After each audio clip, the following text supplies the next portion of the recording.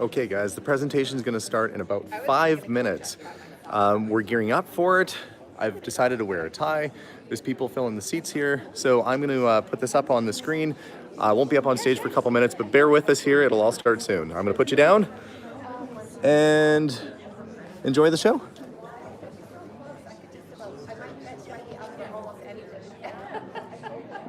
Modern technology. Well, at this point, I didn't announce that I was going to do that, so it wouldn't have deterred from anybody coming in. So careful. All those people that were driving up to the United States probably said, no, I'm not going to do that. I'm going to stay just. There you go.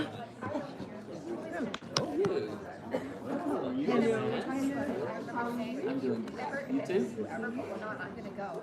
And then when I thought, I feel like it, I thought, no, use that. And you put one on. That's that.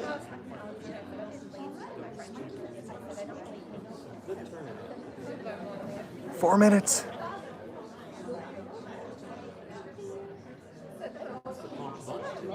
It is. I smelled good after. She's very personal. It was the first time that I haven't felt influence. I think because of how busy we are with YouTube and all of this, that I didn't feel influence myself, but the person was like, I felt I was trying to find it. But I didn't feel like I had to join up. Like with Epic Year, I was like, oh, I'm so busy. Because the next thing to Epic Year is that the product runs out. So she obviously worked around that because she's aggressive. I started around her. So she figured it out. But the nice thing is that people would call me. I didn't have to do any work. They just called me for a refill. So.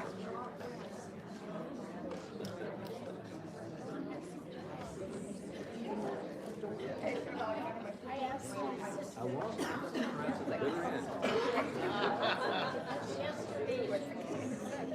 I love it. I was drawing. Like, I was so excited about my book. I love it.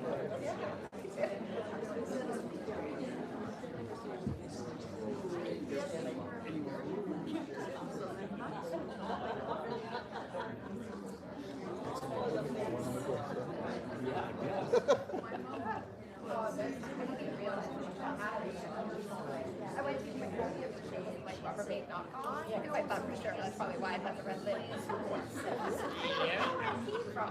And then I had like the old sugar, like how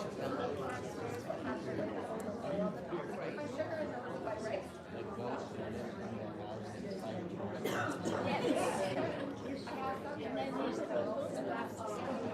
Yeah. You do that in your store too? I do. I had that. Oh no, I have the new one, the red one. Yeah, but it doesn't have the top. It's like just the sections. Yeah, we do a little bit of I got that from the garage sale. So it was packaged. It was like a $1. Like, yeah. I don't know. I would have bought that for like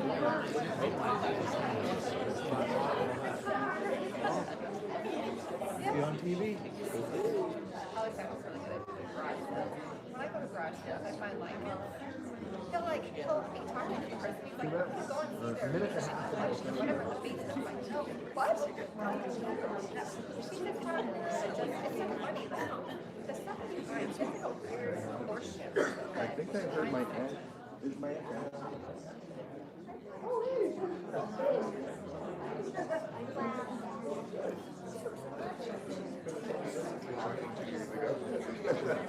Set up there. Nobody could have stuff to do. Like, what?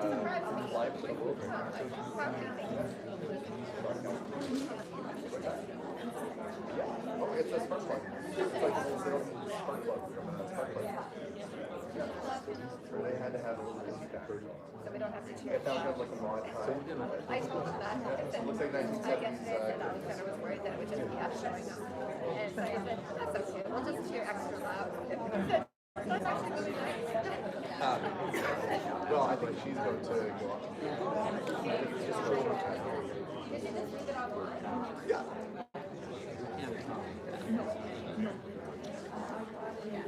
Just about time, guys. Put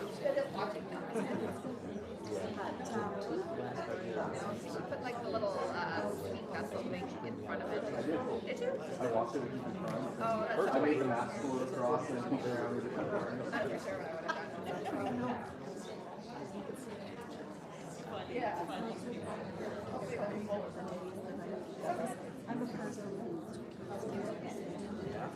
It's supposed to be really healthy that way. I mean, it's good for you.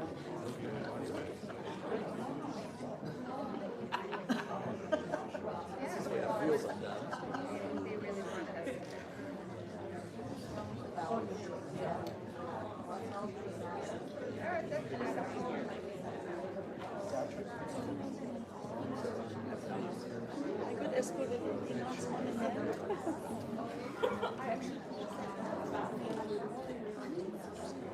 Oh, yeah, no, it doesn't have it on the actual tab.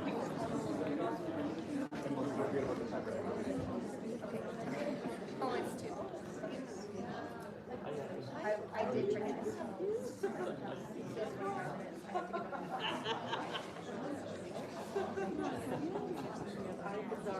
That's what I said. You want me to jump on the Facebook and it's like, please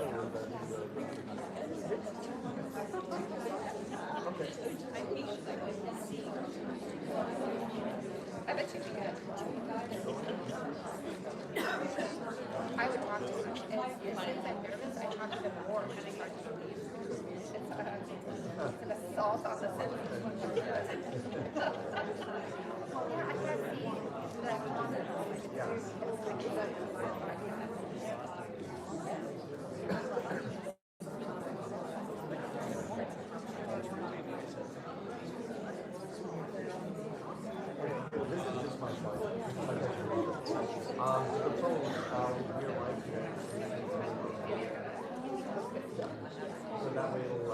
As long as he doesn't want to be starting too late.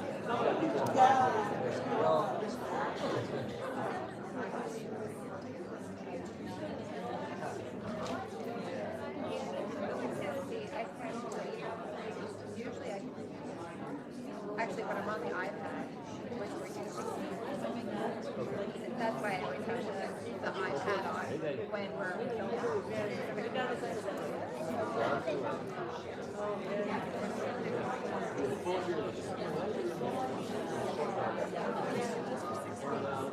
This year,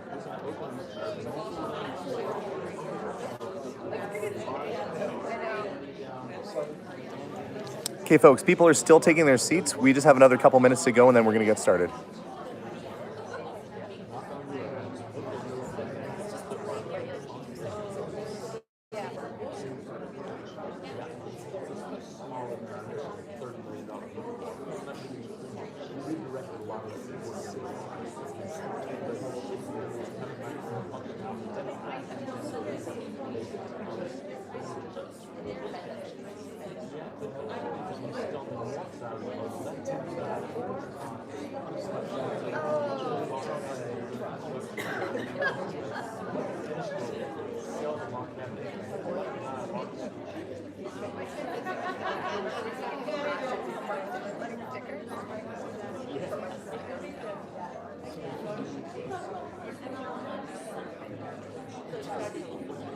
One time my mom was on and she's like, what did she say she was on? Somewhere no bar and exotic. And she did it.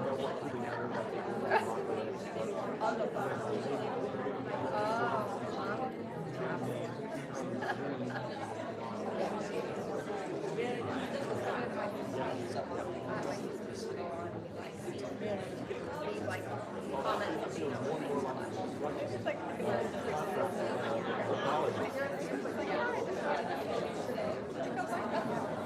I've blocked you so many times. She's like, I know.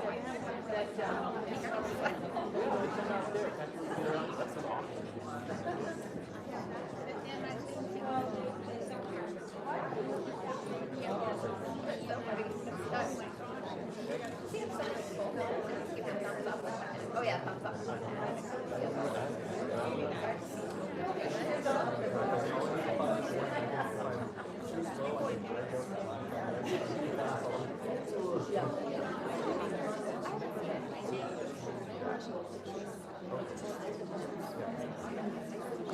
It's so funny. Yeah, it looks like a. Oh, that's yours. That's yours. Yeah. My dad was a girl. Her daughter is raised her met all of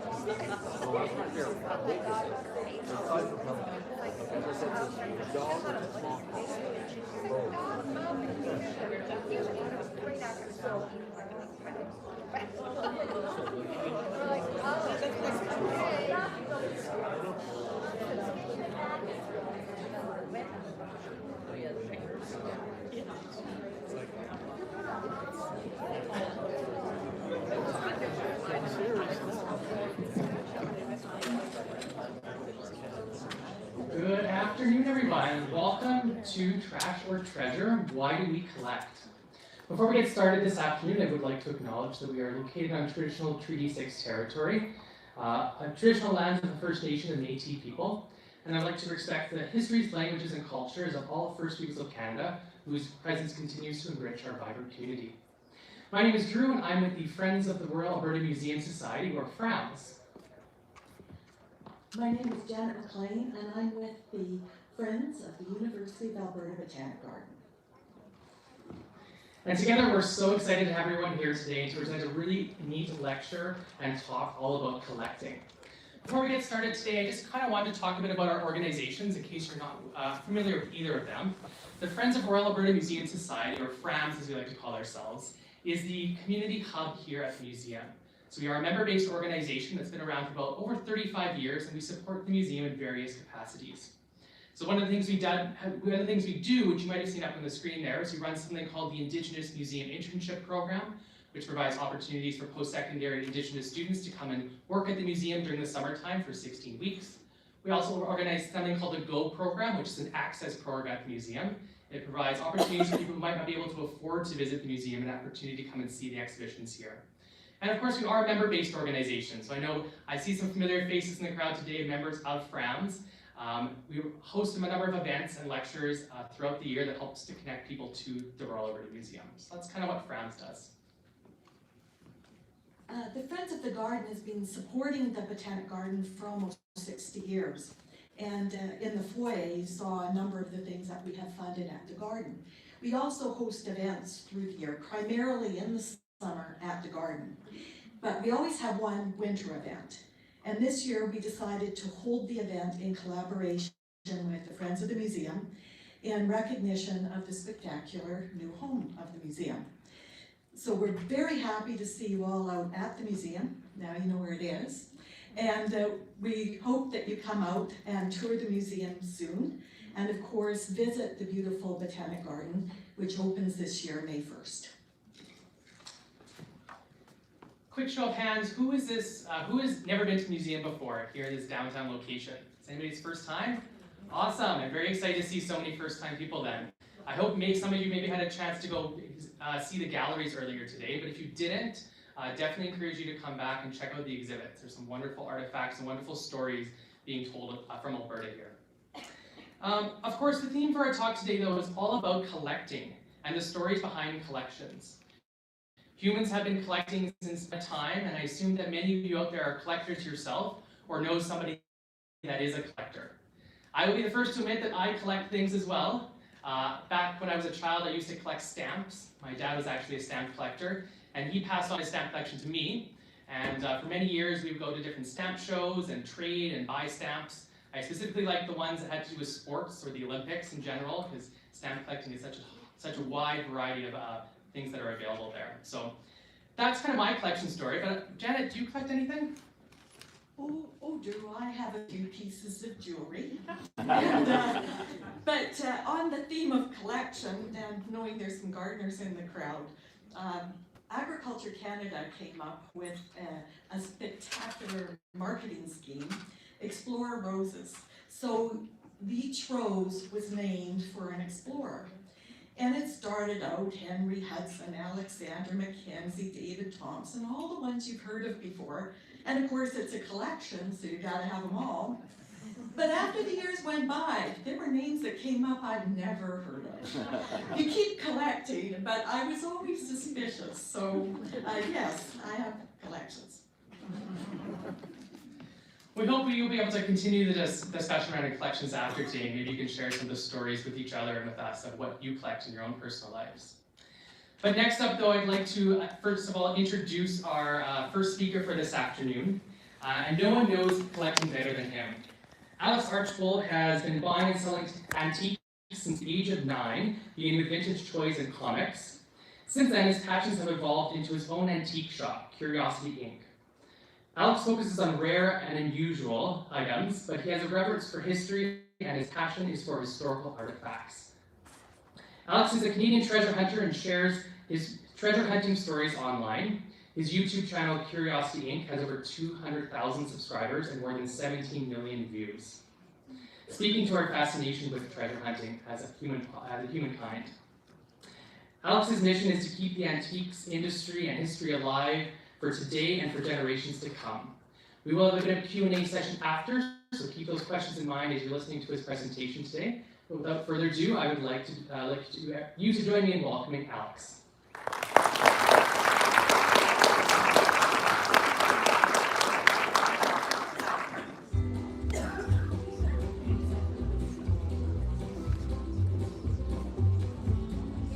Better make sure that my microphone's turned on here. There we go. Hi, everybody. Thanks so much for coming up. At least we had nice weather today for a change. I've been the last month and a half of my life digging around at minus 45, so this is a nice change. I actually dress up a little bit, so thank you so much. My name is Alex Archbold.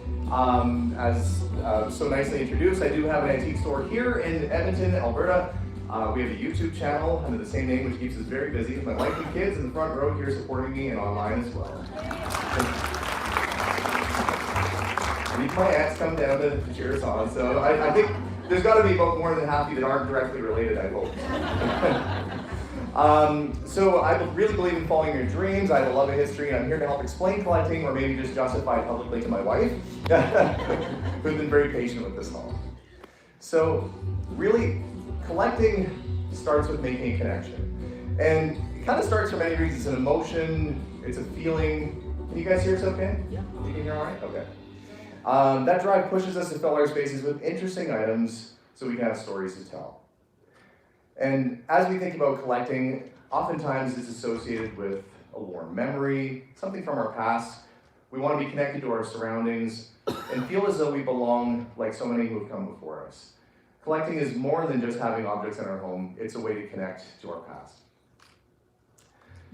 Now, Marcus Garvey had a great statement, and I put the quote up online behind me here. A people without the knowledge of their past history, origin, or culture is like a tree without roots. Very true. And if you collect trees at the Botanical Gardens, it's literal. And people respect the past in so many different ways, and there's many different types of collectors. So there's people who collect specific events, so whether it's Civil War collectors, or people who collect artifacts from Canada, or Upper Canada, or Lower Canada. Sometimes it's military, sometimes it's something special that happened. There's people who collect items from the Titanic, or all sorts of different things. We have those collectors who find historic people very interesting. So we have outside, hanging from the ceiling, you may have seen Wat May's plane hanging there. And if those of you aren't familiar with Wat May, well, he was being chased by the Red Baron in that plane when the Red Baron got shot down. So you've all heard of the Red Baron, or at least you've heard of Snoopy, I would think. We've all heard of Snoopy. But yeah, the Red Baron, fantastic. There's people who collect design and fashion. I see a few faces in here, and people who collect fashion and memorabilia. And I have collectors who just buy stuff because they think it's cool. I kind of fall into that category too. If it draws my attention or draws my eye, sometimes I'll pick it up. So there are people who collect parts off of cars. There are people who collect whole cars. There are people who collect shoes, and there are people who collect Edwardian shoes. So you can get into some really narrow focus. And the question kind of is why. And let me tell you, some of our collectors are very interesting. Some are, let me think of it. I can't think of a word to describe some collectors. We're all a little bit nuts, I think. But that's the fun. You can't have a family gathering or Christmas dinner without a handful of nuts in the room. So that's us. We are people that really enjoy having fun. And you know, finding that right piece, oops, let me just jump back there. My slide got away from me. There we go. So finding that missing piece in your collection can really bring true joy. And not just that, it gets you out of the house, it introduces you to new people. Look, he's happy. That's like me at any antique show, and my wife will tell you that I run ahead and I have laser focus, and like, not that I don't love my wife and kids, but when I get focused, I'm sure some of you are the same way when you get into an opportunity where there's treasures to be found. Sometimes you just get tunnel vision, you just take off, so that's me. So who are these collectors? Well, really anyone is potentially a collector. Many of you could be. In fact, if you don't think you collect, if you have more than one pair of socks, you're probably a sock collector, which really isn't all that exciting, unless you collect sock puppets, in which case that's amazing. So whether you mean to collect or not, sometimes it just ends up having accumulation.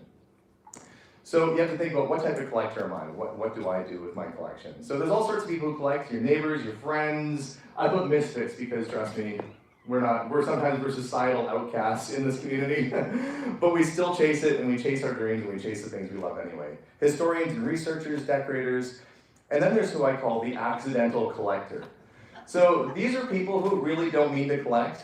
They just have a bunch of stuff. And it can be people who have maybe accumulated a whole bunch of stuff in their lifetime, and it just built up all around them, and they never meant to keep it. And what's interesting about that is that sometimes things that they use, such as tin cans or oil cans or old cereal boxes, things that people might consider garbage, well, given enough time, those can become collectible. And so these are the type of places I love going to, because that's where you find the hidden gems and the treasures that you wouldn't expect to find. Sometimes a loved one might pass along, and the things that they may have loved need a new life with the right person, so they can determine what's trash and what's treasure. And typically that's where I come in. So my job is to try and see the value of items. And you might look at a picture like this and think, wow, that looks like a big mess. For me, I definitely see opportunity. And it's almost like those word puzzles or the games that you play where you look at a picture and try and spot different things. This picture was taken at an auction I went to last year, and we did a little video on, but they had left this barn pretty well intact for nearly 100 years. And it was amazing because oil cans and things and artifacts were left there. Receipts from gas stations and stuff that were put down in 1922 were still sitting on the shelf where they were left behind. And it's just astounding that there's places like this out there. And I really try and find the most interesting places I can get into, because you're going to find really cool artifacts. I see my role as an antiques dealer as more of an amateur curator. I'm not in this business to try and just find things and resell them. That is a way that we make money in our shop.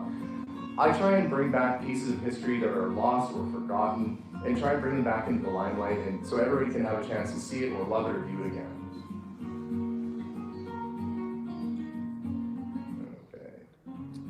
Find them in all sorts of unexpected places. So as we think of places you can find old trash piles, like I said, given enough time, even garbage trash becomes treasure. In basements, barns, attics, sock drawers for that puppet collection you might have, and buried in the ground, but I emphasize not graves. If you dig deep enough and you find a person staring back at you, you've dug too far, you need to put your back in, you've gone too far. So there's all sorts of different places you can look for treasure in unusual spots. And I have a theory is that every single home in the Edmonton area, people ask me all the time, how do you find treasure in the Edmonton area? You wouldn't think we're a northern population, what sort of things could you find? Well, my theory is that every house has something really cool inside of it. Every one of your homes, you might not know it, but you do, you have something that's probably really noteworthy and really significant that's hiding. Maybe some of you have all of it. You know, some people in the room might have been lifetime collectors, and it's a treasure trove, like King Tut's tomb. But, you know, there's all sorts of treasures to be found in all sorts of different places. Now, pretty much, I grew up as a kid of the 80s. And if you ever watch any old Steven Spielberg movies, there's always that scene in the dusty attic. You know, this has been my life. This is, there's a few folks in here from Royal Alberta where I recently bought a home. This is the attic of the home that I purchased, and it was full of all sorts of treasures, and it was so much fun to go through. But you really have to keep your eyes peeled for opportunities that might come along for you to explore and find different things. So yeah, I pretty much wanted to be Indiana Jones when I was a kid, and I'm trying to steer in that direction. Have a ways to go still, but it's been lots of fun. And it is always an adventure. You never know what you're going to come across. So I've got a little video here. You need the belt for it. So this is a really old dentist drill. Yeah. Much pain has been caused with somebody handling this thing. Open up there, son. And it works. And it does work. Have you tested it on your mouth?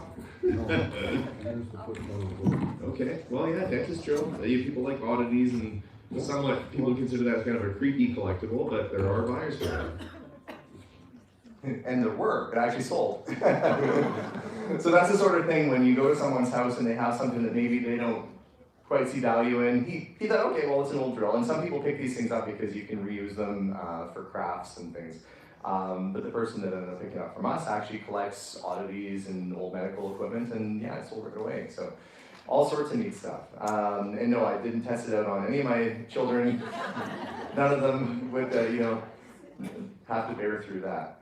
And so truly from trash comes treasure. And this is one of the things that we've been talking about here today is finding unusual artifacts or unusual things in unusual places. So some of the places I've been to, now this was a cool place. Has anybody ever been near Whitehead, Saskatchewan? Anybody at all? Old George. You ever stopped in to see George?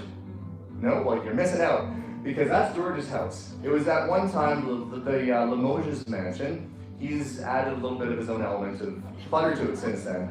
But I will tell you this, George is a fantastic person, and the reason I found out about this property is that he had a sign on the side of the road that said, Old George's Antiques and Curios. Well, I've learned that yes, he does have many of those things, none of which were for sale, and completely disappointing as an antiques dealer. But I had an opportunity to dig around and look.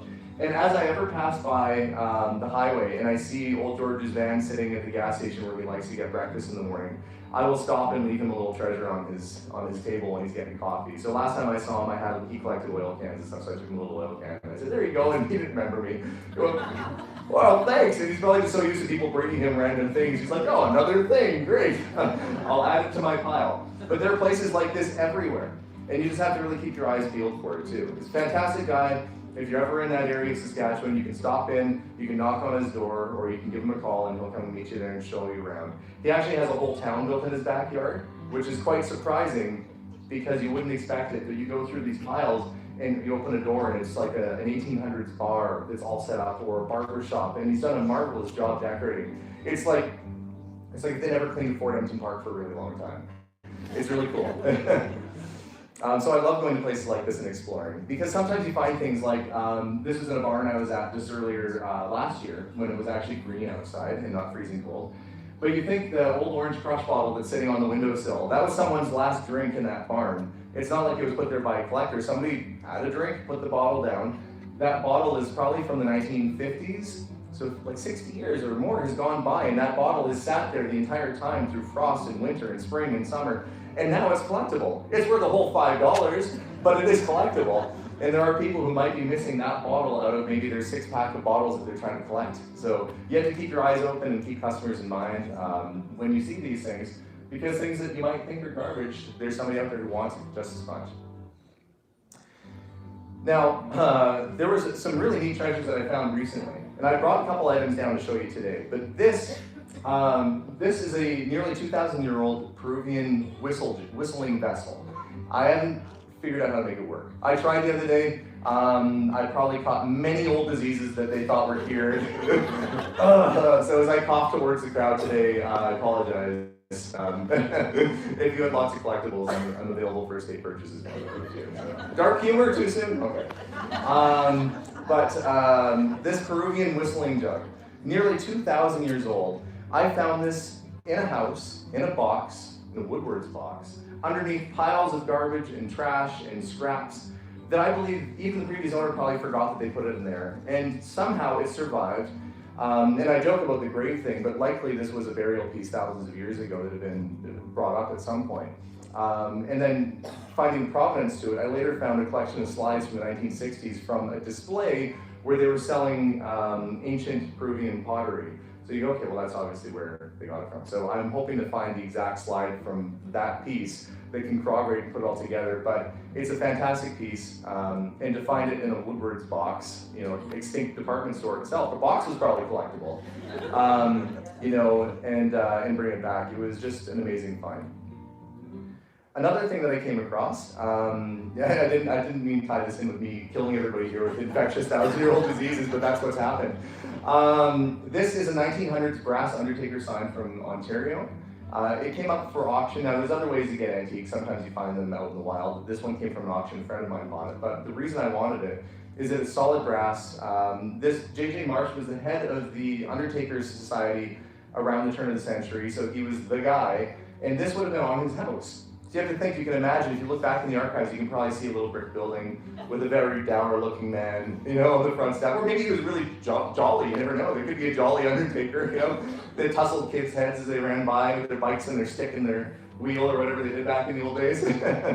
But this sign survived. It didn't get scrapped. The house is probably long gone, but this thing survived all these years. And now for someone who is either a collector of the slightly gruesome or the unusual, I should have tried to flog this to the guy that bought the dentist drill. I should have said, hey, by the way, I got the Undertaker sign. A collectible piece, and it's a piece of our Canadian history that has survived all these years and somehow not been scrapped or turned into other things. So it's just amazing that it's been around that long. Over 100 years old. Now, I also had people walk in the shop with things. Now, this was a neat piece. This is what's called a Fusee pocket watch. It's English. It has a chain drive. So as opposed to a modern, or a modern watch would be battery operated, prior to that it was wind up. This has a chain that actually would hold spring. They kept terrible time, even when they worked properly, but they're beautiful things and a work of art. It's in what they call a pear case. So it's a triple case. An outer, it was sort of like a reptilian leather that was on the outside of it, possibly snake, with a solid 22 karat gold case. And this was in the family's collection for many years. But unfortunately, he had no heirs and nobody was interested in his wife's side of the family, and so they came into me. My job with something like this is, you know, to make sure it doesn't go to somebody who's going to melt it down, because let me tell you, there are people who would buy beautiful things like this and melt them. And I don't want to be in any kind of position just to try and do that.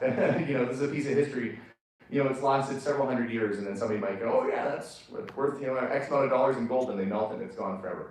So I held out. I had many offers to buy this from people who wanted to scrap it, and I actually sold it for less money to a fellow that I knew was going to maintain it, who was going to keep its history alive, and actually had it restored to working condition. So you have a bit of a responsibility as an antique dealer to try and maintain these artifacts, and also try and find the best home for them.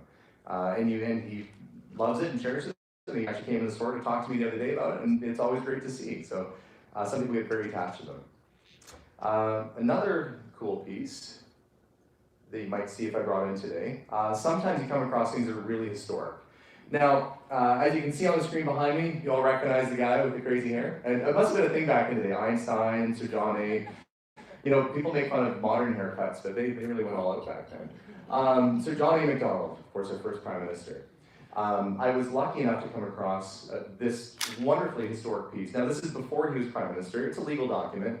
It's not overly, it doesn't say, and by the way, we should probably turn this place into Canada one day. That'd be great. That'd be a cool piece to have. But what it is, it's from Upper Canada. It's on watermarked British paper.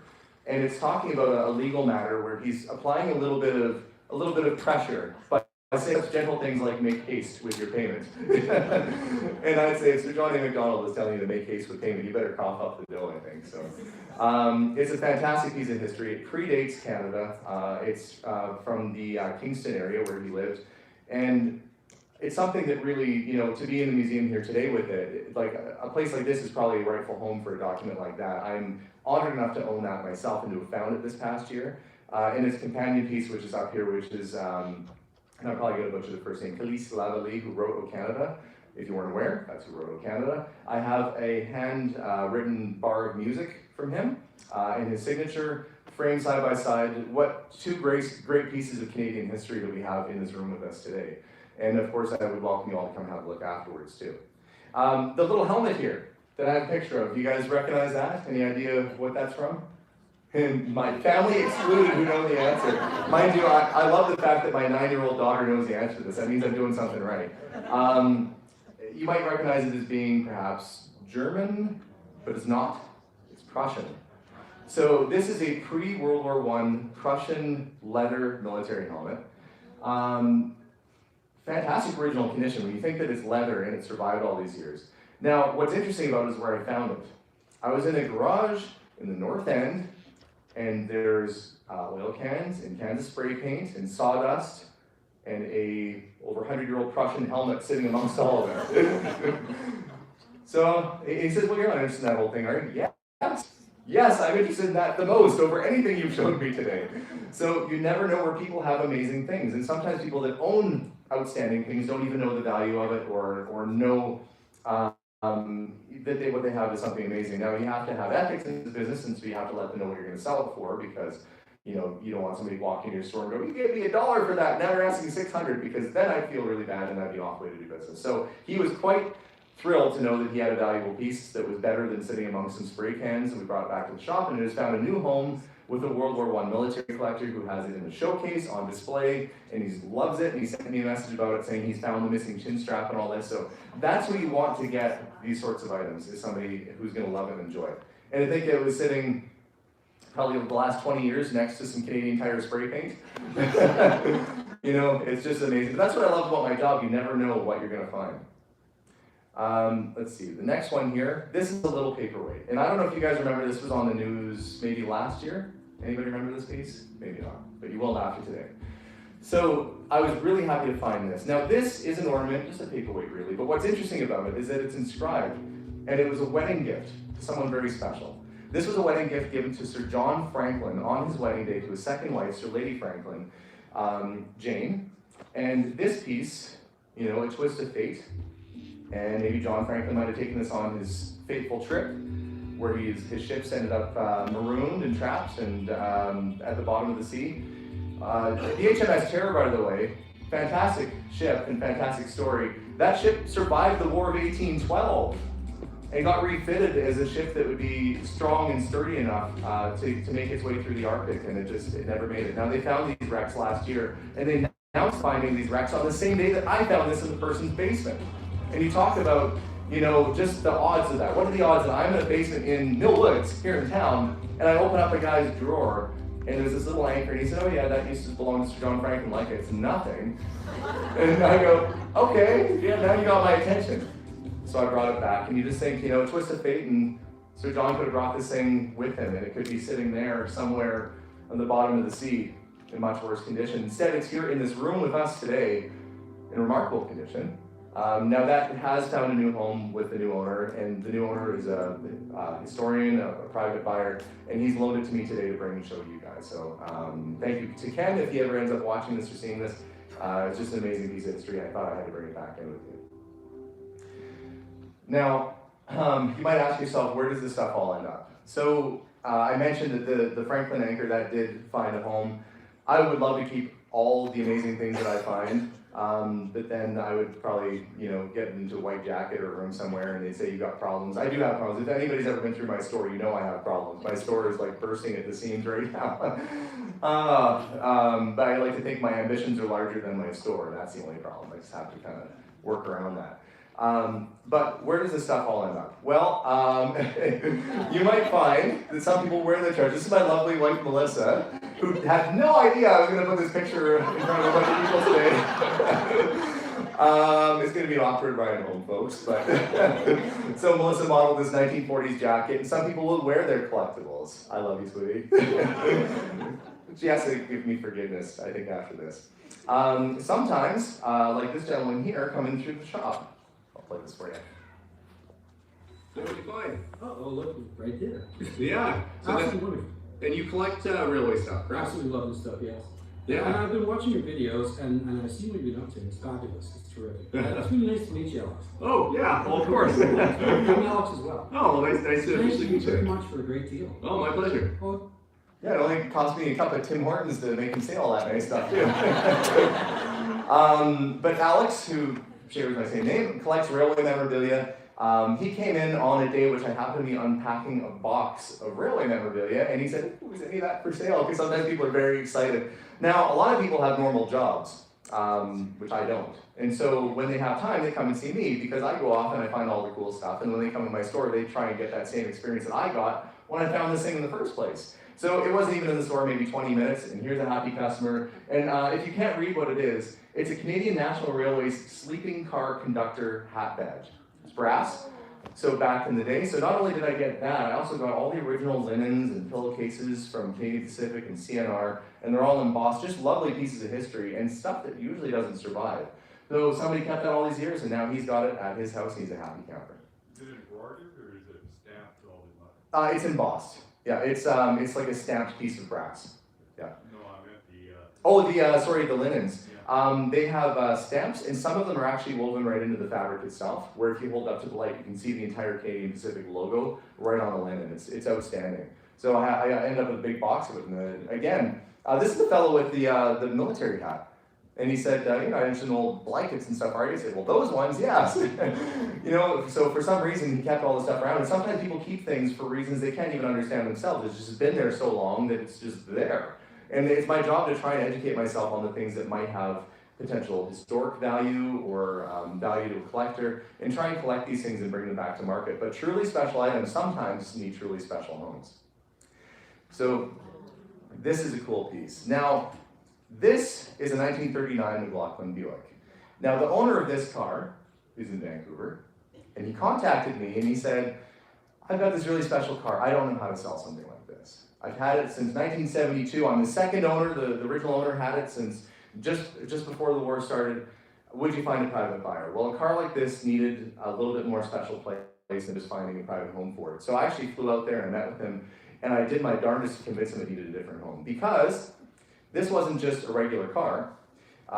This was a Canadian Royal Tour car. So this, if you've ever seen pictures of the 1939 Royal Tour that came across Canada, this limousine was built by McLaughlin Buick around 1938 for His Majesty the King. They came to Canada in hopes to stir up the Canadians for the war effort. Now, 1931 was the signing of the Statute of Westminster, which meant that Canada no longer had to go with Britain at a whim to a war. We had to go along because we wanted to. And so this was a propaganda machine, a tool, if you will, to try and raise spirits and hopes of the nation. This car did not belong in someone's garage where nobody could see it. This car belonged somewhere important.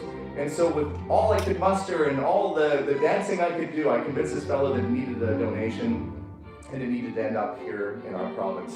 In fact, if you ever go through Kingsway Avenue was named, of course, because of the 1939 Royal Tour, where the King drove down in its sister car. This is the car that I got to drive this car, by the way. It is a dream. And after all those years, the thing drives fantastic. It's not often you get a historic car that's just remarkable. And what was neat about it is that when I opened up little pockets, there were things like Queen Elizabeth had been in this car. Her compact was still there. I said, well, I wonder if she's wondering where that is. Where is that thing? And there it is. It's been left in the car. And if she ever watches the video I put up, she might regret it and say, I want that back. But just an amazing piece of history, and I think you'd all agree, best in somewhere fancy, best in somewhere we can all see it. And it is now proudly on display. Oops, I'm going to go back one slide there. It is proudly on display at the Royal Alberta Museum in Wetaskiwin for all to enjoy. And it will be there, as far as I know, indefinitely as part of the museum's collection. And just a wonderful piece that I was able to help acquire for the museum. And the folks in the museum were pretty happy that I was able to get that piece for them. I think it's a pretty remarkable item. And it's just an amazing piece of history. It goes to show you never know what you're going to find. This car was in an underground parkade in a mature condo complex behind a secret wall that the gentleman had built in around 1975. So he takes me to the end of what looks like a parkade driveway, and then there's a wall, and he says it's on the other side of that wall. And he had it so the wall actually was wooden and painted like cement, that swung open, and this was inside. That was the coolest day ever. And then not only that, we went out for drinks later and had fun, and he's now become a friend, and I've since bought a car off of one of his buddies, and he called me 2 days ago, and I stay in touch with him. He's a lovely guy named Vern that owned the car before, and he's a historian himself, a lovely, fantastic character. who actually came and visited us and stayed at our house, and we played board games. And that's the thing. Sometimes the true treasure is the people that you meet along the way. And now I have this wonderfully eccentric person. I think he'd admit he's eccentric himself, and I strive to be so eccentric as I reach my elder years. But wonderful guy, and I'm proud to call him a friend. So very cool piece. Now I'm going to move on to the next one. So becoming a treasure hunter. So if you are interested in seeking treasure or starting your own collection, I've got some tips for you. So there's a few different things that you can do as you start off your journey collecting, or if you've already got one and you're like pretty well focused, and maybe this will be, you know, something you've heard before. But let's talk about some tips. So my kids, Stephen and Jason, we are checking out, do you remember this day, guys? Yeah. We fired up, this is an old Valesco steam engine, and I thought I'd best show the kids how a steam engine worked, because you can't have something cool like this and not bring it home for the kids. So I brought this little steam engine home. Anybody ever had one of these as a kid? Or remember them? Anybody ever scald yourself horribly and still have scars from it, possibly? Well, no, okay, then you're lucky. Well, my children survived too. I have 3, I still have 3. I didn't start the day with 4. But we started off, and I wanted to get the kids encouraged and trying it. So look for antique stores and flea markets. Look for garage sales. Look for social media selling sites nowadays. You can flip open your phone and look at apps. Look at garbage dumps even. Anywhere you can, just make sure it's legal, and remember, not a grave. That's frowned upon, I hear. The other thing is, some people are very protective over their collections. They won't let you near it. So sometimes you have to be patient, and you have to let people know that you have an interest, and in time, perhaps, that wonderful piece you've been cherishing might come to you. Great collections don't happen overnight. So here's some tips. Stick to your true interests. If you love, let's say, for a person who loves Edwardian women's dress shoes, that's very specific. Maybe don't start buying Nike Airs just because it's available. Maybe that's not your thing. Maybe that's going to clash and somebody will regret it. Stick to your true interests. Educate yourself too. What were the better things to collect? What is more rare? What's more important to you? Really get to know and hone in on what you want to collect. Also, beware of imitations. If it's cool, there's probably a fake. If it's rare, somebody's probably tried to fake it. In fact, there's fakes of fakes, I kid you not. So you have to really be cautious. I mean, there's Rolex watches, and then there's fake Rolex watches, which are really good. And then there's Rolex watches that don't even try. They have like a little hamster running inside. You're like, I don't know if that's real. It's not real. So you have to educate yourself on what these things are, otherwise you can end up with some trouble down the road. The other thing is, my recommendation is to try and buy the best examples of an object you can. Some people will buy things and they'll say, well, I'm buying this one for now and then I'll upgrade. Always buy the best thing you can find, because you're not going to regret it later in life. You're going to be super happy with yourself if you just get that one great thing versus 100 really poor things. And finally, just have fun. This is all about having fun. It's about meeting great people and going on adventures and just really trying to enjoy life. You know, we have one trip around this little carousel of life, and you got to have the best of it. And if you want to surround yourself by beautiful things and with wonderful people, then I encourage you to get out there wholeheartedly and just go after it. And that pretty much is it. Now, I did mention that I have a few interesting pieces that I brought down today to show you. So what we have in the room is an original letter signed by Sir John MacDonald himself. It is verified with the paperwork. I can tell you we're looking at a piece of Canadian history here when you see this on the table. We have what is an older doctor's bag, but I found it in the attic of a house which I recently purchased. What's interesting about that is inside was this wonderful piece of art, a mask that was made by an artist named Mary Borgstrom, whose work is just recently coming back into light. She's a fantastic artist, fantastic ceramic artist, who is reaching all sorts of new ground. She's 102, lovely lady. I brought down a mask that she has made herself. We have the nearly 2,000-year-old Peruvian drinking vessel, aka whistling vessel, which I told you I tried. I can't make it whistle, but I'll try and figure it out at some point. But I value my life and not, getting whatever that thing probably has. I also brought down the signed bar of music by Foote. So if you want to see what the guy looked like, he had an outstanding mustache. The man who wrote "O Canada" was a mustache enthusiast, I will tell you that. So come and, at very least, come and witness a fantastic mustache up here on the stage. And finally, I brought down 3 books, which are original to 1883 by a man named Horatio Hale. Now, Horatio Hale was from, actually from the area near Kingston where Johnny MacDonald was from. He was a historian, he was an educated man, and he went down and visited with the last surviving member of the Tutelo tribe, which was in, I believe, the Dakotas area, if I'm not mistaken. Somebody will probably correct me on this later, but I'm going off the top of my head. But it was an American Indigenous peoples that did sadly pass on. Now that is an original copy of their lost language translated into English. That's not a replica, that's not a reprint, that is well over a 100-year-old piece of history sitting on the table right there. So if you want to see and view some of these artifacts after today's presentation, more than happy to tell you the story of how I found them or where they came from and what their importance is. But most of all, I wanted to encourage you guys after today, you'll still have a couple hours to go and see this wonderful museum that we're in. Go and experience the artifacts around us for their beauty, go and experience them for their history, and just experience life. Thank you so much, guys, and I appreciate it.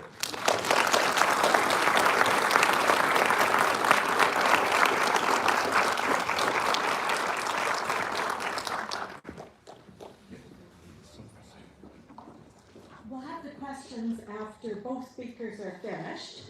It's my pleasure right now to introduce Dr. Lee Foote. Dr. Foote is a professor in the faculty or department of agriculture, life and environmental sciences, and he's also the director of the garden. And he is a big supporter of community engagement and friends groups such as our own, which he sits as a board member. And Lee is going to talk today about the Botanic Garden, which is a wonderful collection of plants, but it's also a collection of cultural landscapes, architecture, art, and music. So something for everyone at the garden. So Lee? Thank you.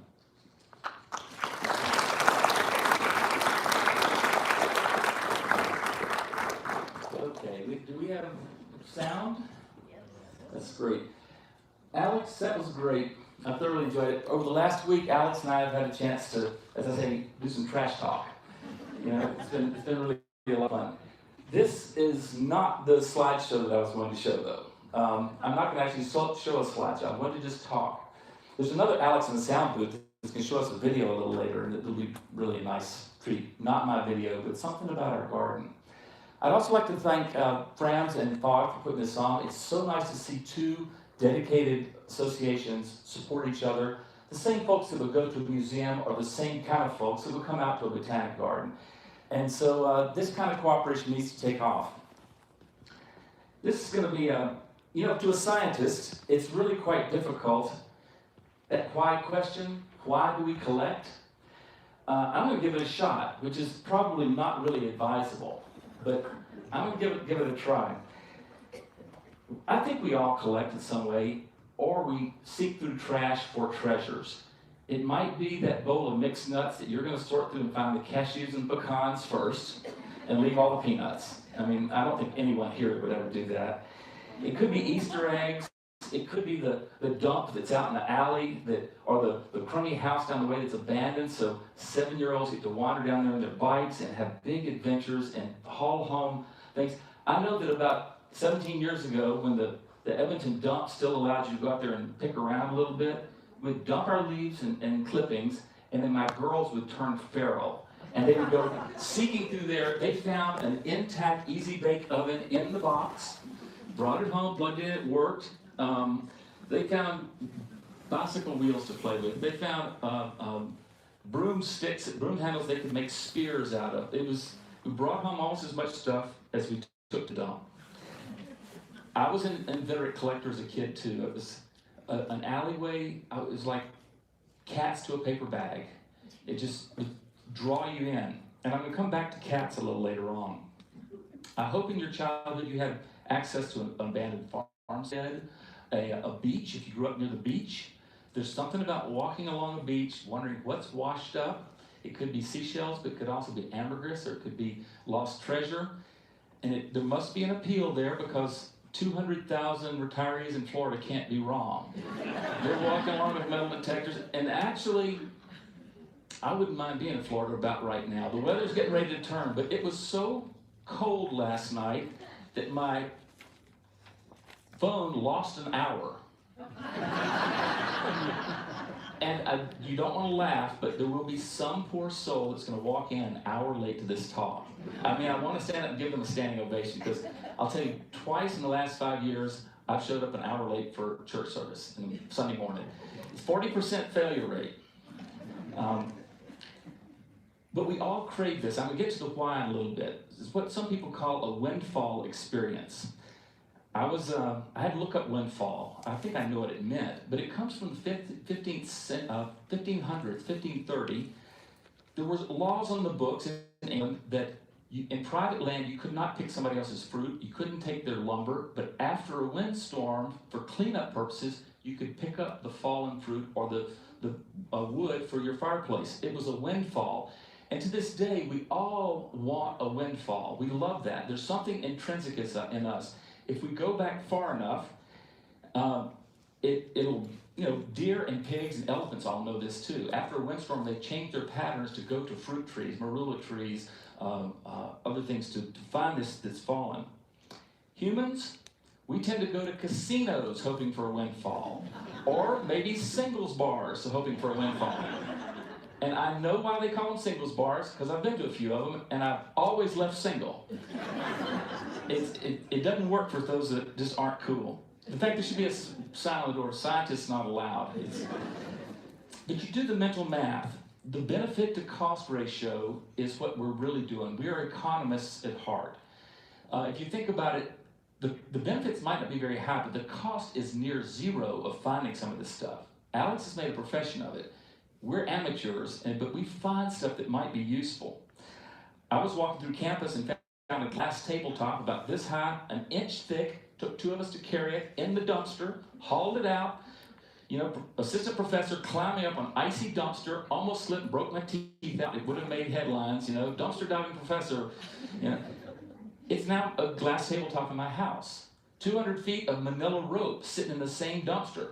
Had to get my bicycle to loop it over, carry it home. I made the kids a tire swing from hell. It is, we call it the kid eliminator.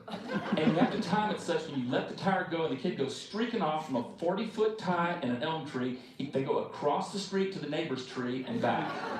So you don't time it so there's a car coming. The city made us take it down. They thought it was going to damage the elm tree and introduce Dutch elm disease. And that's a good reason for taking it down. But so, what is a treasure? A treasure, in the simplest terms, is something that's valued. Now, The Economist, the scarcity principle says that things that are rare, like diamonds, like gold, like a Beatles' White Album and the original cover, these things are scarce, and we place a great deal of value on them. Some of it's contrived, some of it's real. But where there's something in our system, our evolutionary history.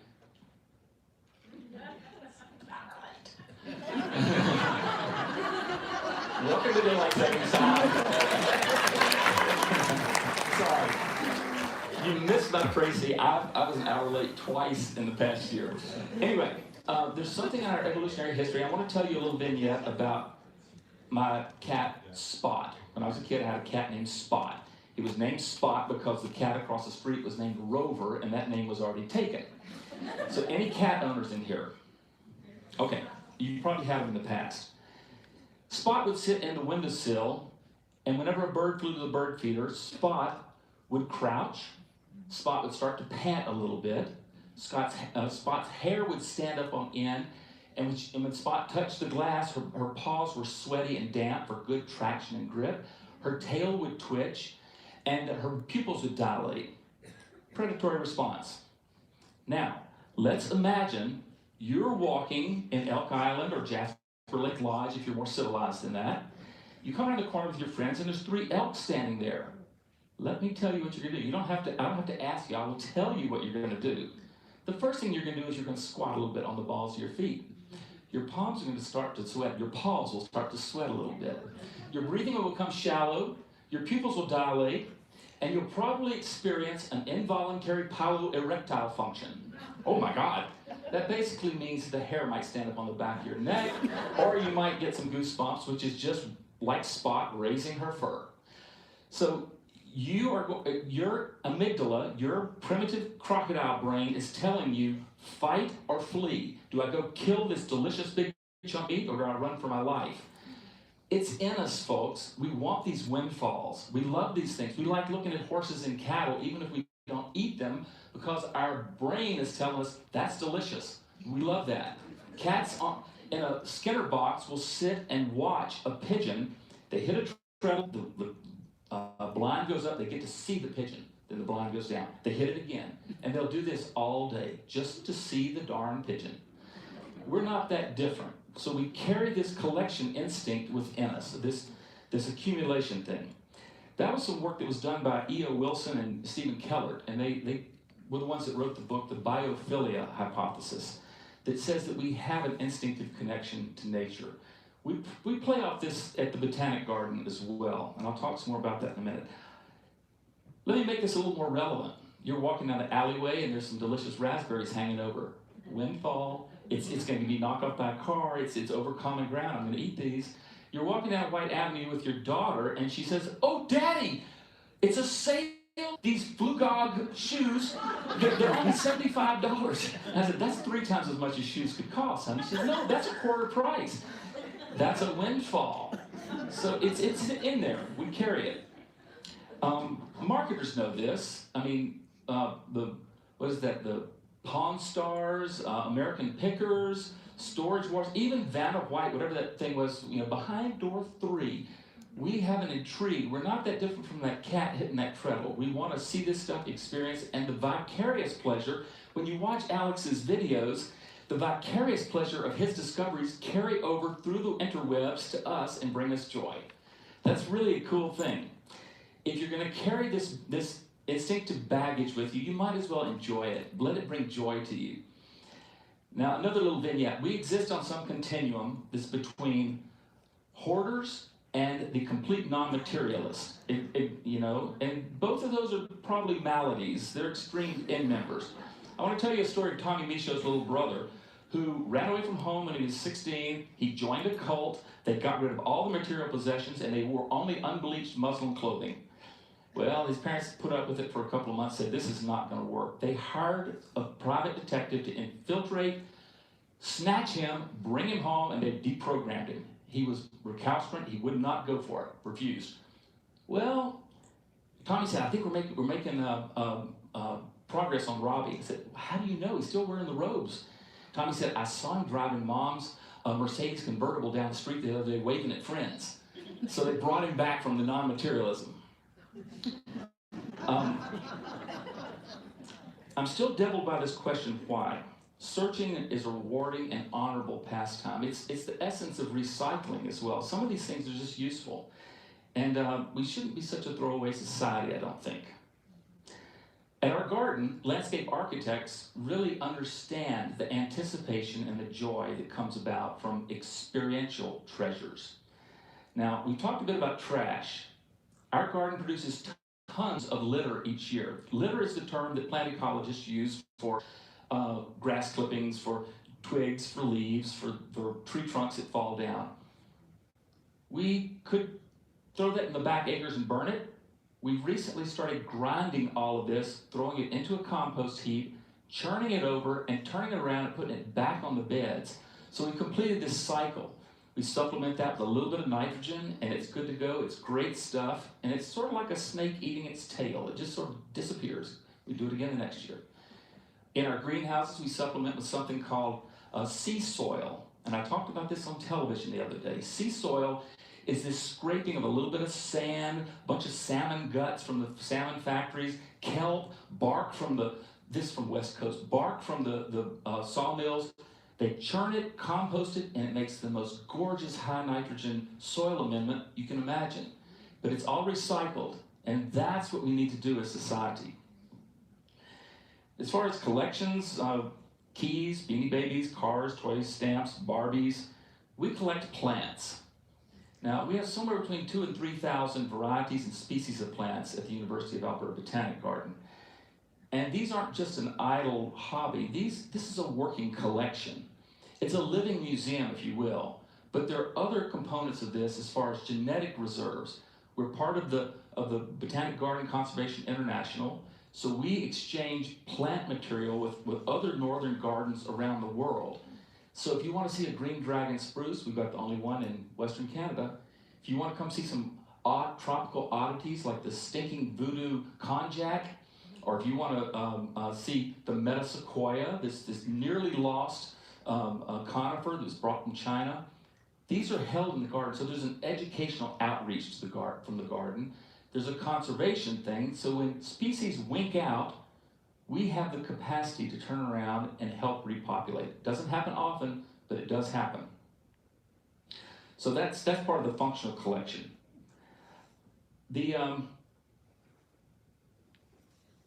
open doors, this brings up the experiential treasures, and Alex did a very nice job of having fun and having experiences. This garden is also not just a collection, it's a destination. So people go there, and as you're there, the landscape architects take you down the primrose path, and they have what are called reveals or moments, where you come to a point, it's highly manipulative, they know exactly what they're doing, and when you come to the rise, the garden falls away, and you go, aha. There's certain points in the garden that we keep an informal list of the statements that people say when they get to the top of the Tulaarth Aga garden. I can't repeat some of the things that are said here, but oh my God probably tops the list. You know, golly wow would be a, there's F-bombs going off. It's an interesting place.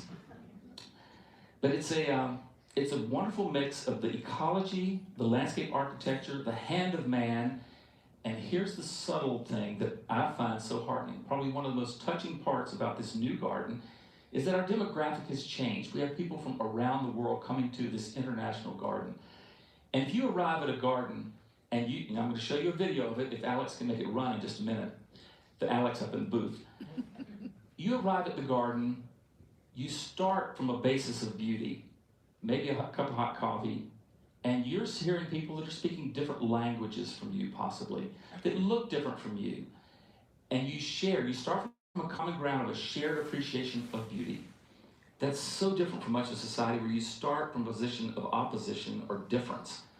And before long, you're sharing selfies with people or sharing your favorite part of the garden or asking questions and finding different meanings. And that's one of the higher meta-callings of our museums and our collections and our Aga Khan garden and our botanic garden, is to bring people together, have fun, sew this culture together. And so it's been really, there's a pleasure in collecting. And I'd like to thank you guys for doing exactly that thing today. You're coming together to have an interesting evening, interesting afternoon, learn some things. And I hope your collecting and sorting and cataloging and sharing will continue on. Now, before we go to questions, I'm going to see if we can run this 3-minute video. Alex, can you cue that? Are you up there? It's kind of dark up there. Oh, I'm going to step out of the way. There is sound too, if you can cue that.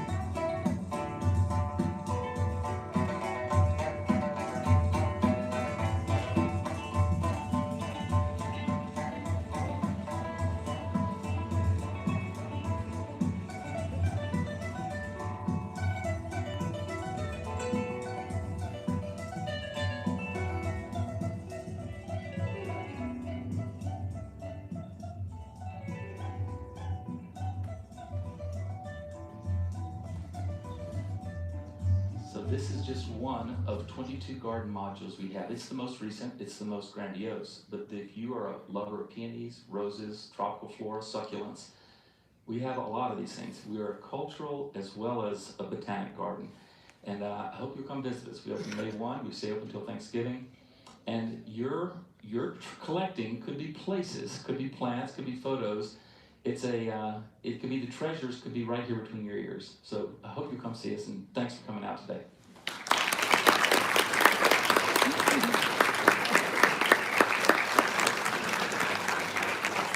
Hey guys, that was Dr. Lee Foote